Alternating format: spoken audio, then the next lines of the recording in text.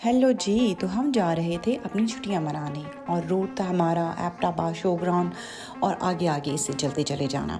लेकिन जैसे ही हम भेरा पहुंचे तो मेरी बेटी ज़ैनब की थोड़ी तबीयत ख़राब होने लग गई और मेरे हस्बैंड ने कहा कि मज़ीद अगर हम शो ग्राउंड और उन इलाकों में चले गए, बाज़ दफ़ा ट्रैफिक जैम होती है, कुछ हो और बच्चे की तबीयत ज़्यादा ख़राब हो जाए, तो तुम एबटाबाद तक घूम लो और वहाँ से मैं अंदर से होता हुआ और हम शॉर्टकट ले लेंगे नथिया गली की तरफ, क्योंकि मरी नथिया गली इस्लामाबाद क्लोज है और बच्चे को कोई एमरजेंसी दिखाने भी हो तो हमें ज़्यादा प्रॉब्लम ना हो। मैंने कहा नॉट अ बैड आइडिया, हम बच्चों की इंटरटेनमेंट के लिए आए हैं।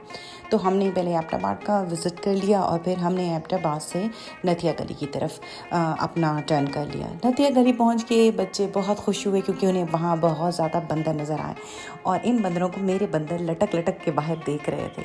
खैर ज़ैनब भी थोड़ी खुश हो गई और बंदरों ने क्या करतब दिखाए, क्या तमाशे, और इन्होंने उनको उससे भी ज़्यादा आवाज़ें लगाईं। खैर उनके लिए ये अजूबे थे और इनके लिए बंदर। खैर यहाँ नथिया गली पहुँचे, काफ़ी ठंड थी और ज़िप लाइन मैंने कहा रज़ा को मैंने करानी है वहाँ एडवेंचर पार्क में।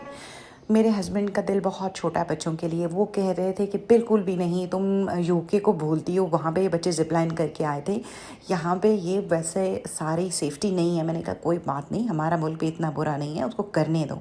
खैर उन्होंने कहा रज़ा करेगा, मेरी बेटियाँ बिल्कुल नहीं करेंगी, वो गिरती हैं। मैंने कहा चलो रज़ा को तो एंजॉय करने दें। खैर रज़ा ने बहुत ज़िप लाइन एंजॉय की, उसको भी हाइट फोबिया, लेकिन उसने अपना ये ओवरकम करने की कोशिश की एंड हैट्स ऑफ टू रज़ा, उसने काफ़ी अच्छे से कर लिया। खैर हमने सारी नथिया गली घूम ली। हमने जाना था अल्पाइन रिजॉर्ट और हमारी नलाइकी क्या, क्योंकि हमारा ये रूट ही नहीं था, इसलिए हमारी वहाँ पे बुकिंग नहीं हुई थी और उन्होंने कहा कि वो तो जैम पैक है अगस्त तक। खैर बासित ने कहा कि बेस्ट वे है कि आप जाएंगे पीसी पूर्व, आप सारा नथिया गली घूमेंगे और पहाड़ों की तो सिर्फ ड्राइव ही होती है। बच्चों को अच्छी से ड्राइव कराई, सारा घुमाया और बड़ा अच्छा मौसम था, बड़ा विंडी और बड़ा क्लाउडी।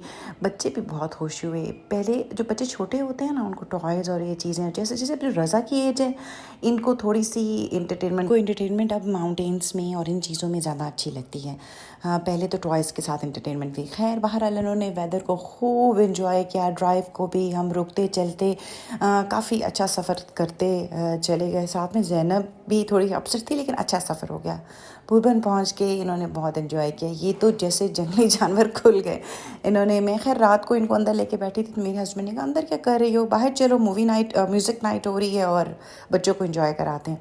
खैर नेक्स्ट डे फिर हम लोगों ने ट्रैवल किया। रज़ा ने कहा मैंने हाइकिंग करनी है, इसको काफ़ी सारी हाइकिंग कराई और फिर हमने जो असल बात है ये दिखाने वाली, एडवेंचरस रोड लिया from Murree to all the way to Dino valley.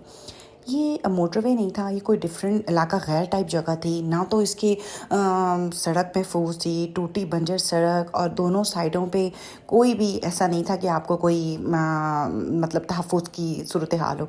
खैर यहाँ पे मैं नीचे उतरी, मैंने अपने हस्बैंड से कहा कि मैंने थोड़ी सी वीडियो बनानी है और एडवेंचर करना है, और नीचे देखा तो बड़ी गहरी खाई, इतनी खाई। मेरे हस्बैंड ने कहा देखा दूँ तुम्हें इस खाई में? मैंने कहा नहीं, सच में दे ही ना दे। खैर आप देख लें कि कितना दूर रोड है और कितना दूर से ये सब कुछ लग रहा है। खैर मैंने कहा भाई गाड़ी में बैठो, सच में ना कहीं गिरा दे।